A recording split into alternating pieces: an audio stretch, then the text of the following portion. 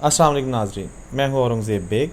मौलाना तारक जमील साहब से एक एंकर ने सवाल किया कि आपका बड़ा अच्छा ताल्लुक़ है मियाँ बरादरान से, आपने कलसूम नवाज़ साहिबा का जनाज़ा भी पढ़ाया, सारे सियासतदानों के पास आप जाते हैं, तो इमरान ख़ान के बारे में आपकी क्या राय है, या आपने जितने भी सियासतदान हैं उनमें से सबसे अच्छा किसको पाया?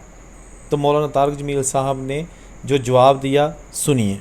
इन सारे हुक्मरानों को मैं 92 से मिल रहा हूँ, सिवाय बेनज़ीर शहीद। मुझे इमरान खान सबसे बेहतर नज़र आया। अच्छा जी, इस बयान के बाद मौलाना तारक जमील साहब पर बहुत ज़्यादा तनकीद की जाने लगी। जी हाँ, ये तनकीद दीगर सियासी जमातों के रहनुमाओं और उनके कारकुनों की तरफ से की गई। मौलाना साहब के ख़िलाफ़ पोस्टें शेयर की गई। इस हवाले से मौलाना तारक जमील साहब नहायत परेशान हो गए। इस सारी सूरत हाल पर उन्होंने अपना एक बयान जारी किया। तो उन्होंने उस बयान में जो है ना वो सारी हकीकत बयान की कि उनका कहने का मकसद क्या था, इमरान ख़ान की हमायत करने का मकसद क्या था, और लोगों ने उन पर क्यों तनकीद की।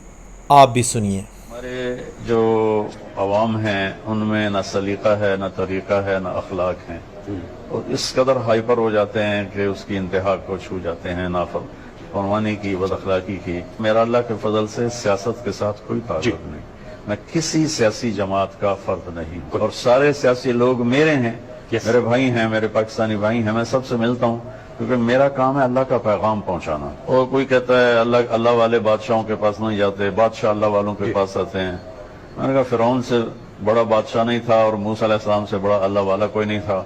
तो अल्लाह ने कहा इज़हब इला फिरऔन इन्नहु तग़ा, जब फिरौन को दावत दे वो सरकश हो गया है। क्योंकि मुद्दत हुई सयाद ने छोड़ा भी तो क्या, ताबे परवाज नहीं, राह चमन याद नहीं। एक जमाना हुआ ये उम्मत अपने मकसद दावत को भुला बैठी, तो अब कोई उनको पता ही नहीं चलता कि इस काम के तकाजे हैं लोगों के पास जाना। मैं 92 से शाहजी मिल रहा हूँ बादशाहों से।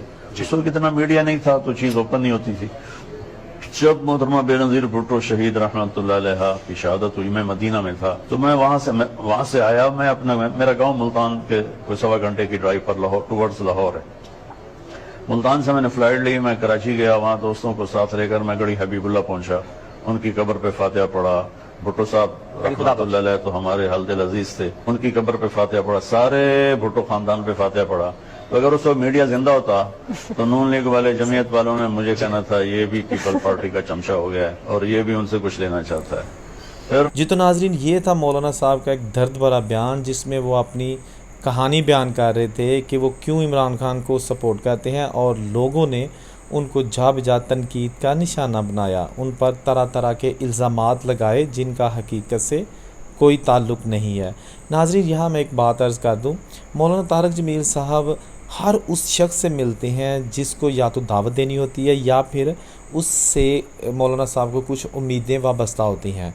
मौलाना साहब पर यह भी तनकीद होती है कि वो अदाकारों से मिलते हैं, अदाकाराएँ उनसे मिलती हैं, टिकटॉकर्स लड़कियां जो हैं जिनकी बड़ी गंदी वीडियोस होती हैं सोशल मीडिया पर, उनसे भी मिलते हैं।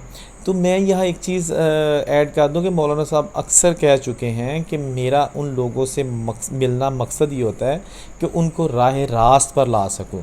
अगर कोई बुरी वीडियोस बनाता है तो उसको रोकना चाहिए, इसलिए मेरी कोशिश होती है कि ऐसे लोगों से बढ़ चढ़ कर मिलूँ ताकि मज़ीद बुराई को रोका जा सके, बढ़ने ना दिया जा सके।